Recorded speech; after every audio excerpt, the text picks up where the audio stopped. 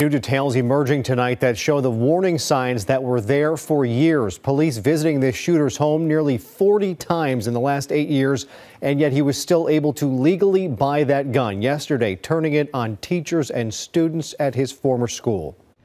Alyssa Al-Hadaf, Helena Ramsey. One by one, the names of the 17 victims of Wednesday's shooting at Stoneman Douglas High were read aloud.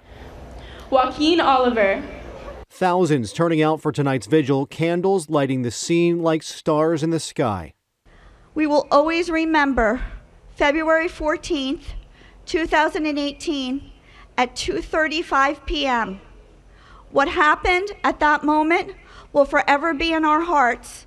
As preparations for this event were underway today, the suspect in the shooting was making his first appearance in court. Are you Nicholas Jacob Cruz? Yes, ma'am. The Broward County Sheriff's Department revealing that Cruz has admitted to the crime, and today new details emerging about how he did it. Cruz arrived at the school in an Uber, his AR-15 assault rifle packed out of view in a soft case. He would target 5 classrooms on 2 different floors, shooting through windows in classroom doors. Afterwards, visiting 2 fast food restaurants before being apprehended.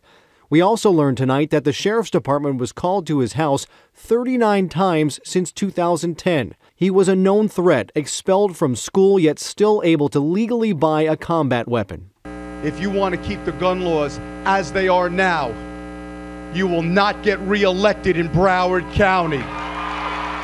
We must hold other people's elected officials accountable. We must make sure that they hear us. And we are learning more about the 17 lives lost. Among them, 17-year-old Joaquin Oliver, who just became a U.S. citizen a year ago. Alyssa Al-Hadaf, a freshman on the soccer team. Nicholas Dworet had a scholarship to swim at the University of Indianapolis. And 14-year-old Jamie Guttenberg, whose father spoke at tonight's vigil. What is unfathomable is Jamie took a bullet and is dead.